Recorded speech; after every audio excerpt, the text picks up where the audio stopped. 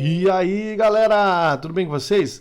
Galerinha, voltando aqui, só pra gente finalizar essa parte aí, essas aulas sobre a cartomante, tá?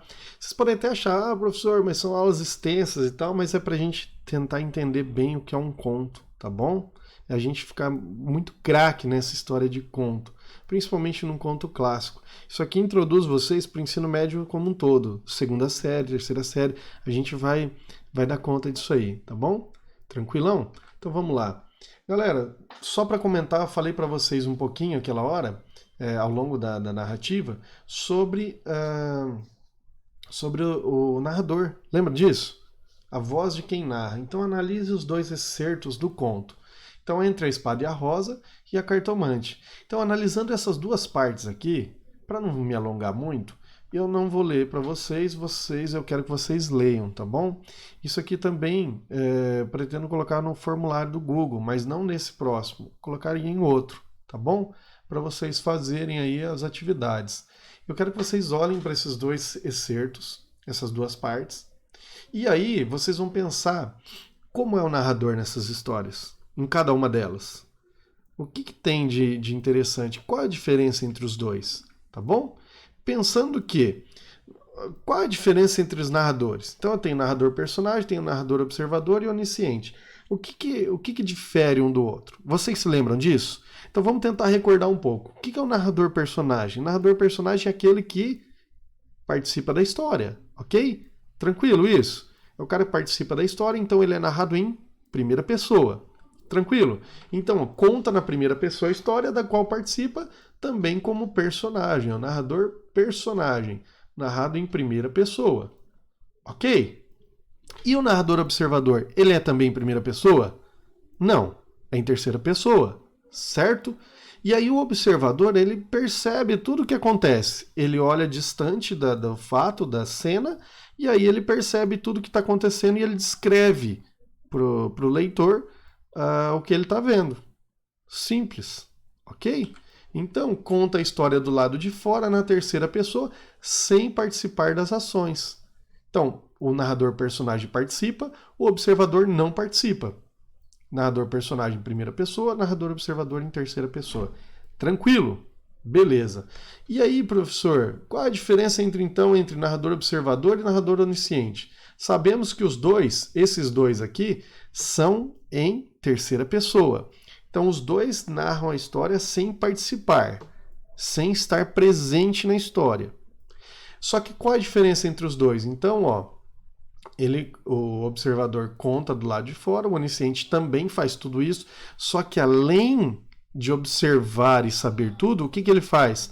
Ele sabe o que se passa na mente, no sentimento de cada uma das personagens, ok? Ou das personagens, ou de uma personagem, enfim. Então é isso, ó. O narrador onisciente, também chamado de onipresente, é um tipo de narrador que conhece toda a história e os detalhes da trama. Além disso, ele tem conhecimento sobre seus personagens, desde sentimentos, emoções e pensamentos.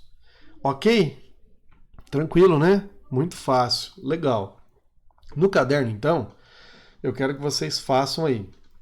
A voz do narrador está em primeira ou terceira pessoa? Lembra daquela parte lá? Aqui, ó, que eu falei para vocês? Aqui. Está em primeira ou terceira pessoa? Está em primeira ou terceira pessoa? Ok? É para fazer exatamente isso. Beleza, galera? No caderno. O que podemos perceber sobre as personagens Princesa e Camilo a partir das vozes dos narradores? Então, observando aqueles trechos lá, vocês vão responder essas duas questões. Então, a voz do narrador está em primeira ou terceira pessoa? Ok? Cada uma delas. Depois, na 2, o que podemos perceber sobre as personagens? A princesa, entre a espada e a rosa, na Marina Colaçante, e o Camilo, da Cartomante do Machado de Assis. O que tem as duas personagens que estão descritas ali naquele trecho que eu coloquei para vocês? Ok? Vocês vão responder isso aí no caderno. Maravilha. Pessoal, existe um fato omitido aí, tá? Que nós vamos perceber agora. Então, agora você escolherá um dos excertos do conto. Com base nos indícios presentes neles, você deve formular uma hipótese sobre como Vilela ficou sabendo da traição de Rita. Como vocês acham que o Vilela ficou sabendo? Então eu coloquei trechos, vocês vão escolher um dos três. Isso aí vai estar no formulário, tá bom? Vocês vão escolher um dos três, tá bom? Ó, cadê? Aqui, ó. Primeiro fragmento, segundo, mas eu vou deixar mais adiante para vocês. Eu vou comentar sobre isso. Então, ó, pensando só aqui agora. Como vocês acham que o Vilela ficou sabendo da traição da Rita? Quem contou pro Vilela? Tá claro no texto? Né? Então vocês vão formular essa hipótese, ok? Vamos lá. Então vocês perceberam na narrativa do Machado de Assis um fato que ficou omisso. A maneira como o Vilela descobriu a traição não apareceu, certo? É isso que eu tô dizendo para vocês. Eu coloquei aqui no caderno, mas neste caso eu vou colocar no formulário. E eu quero que vocês respondam, tá? As outras no caderno, como eu expliquei anteriormente. No conto Entre a Espada e a Rosa ocorre o mesmo. Qual fato o narrador não nos mostra? E anotem aí, beleza? Mas os fragmentos estão aqui, ó. Então, você vai escolher um desses fragmentos. Ou fragmento 1, ou fragmento 2, tá? Ou fragmento 3. A partir disso, vocês vão desenvolver o porquê, como o Vilela descobriu. Então, ó, esse aqui é o primeiro. Vamos supor que eu tenha escolhido esse. Você aí, no caso, tenha escolhido esse. Meu querido aluno ou minha querida aluna. A casa do encontro era na antiga Rua dos Borbonos, onde morava uma comprovinciana de Rita.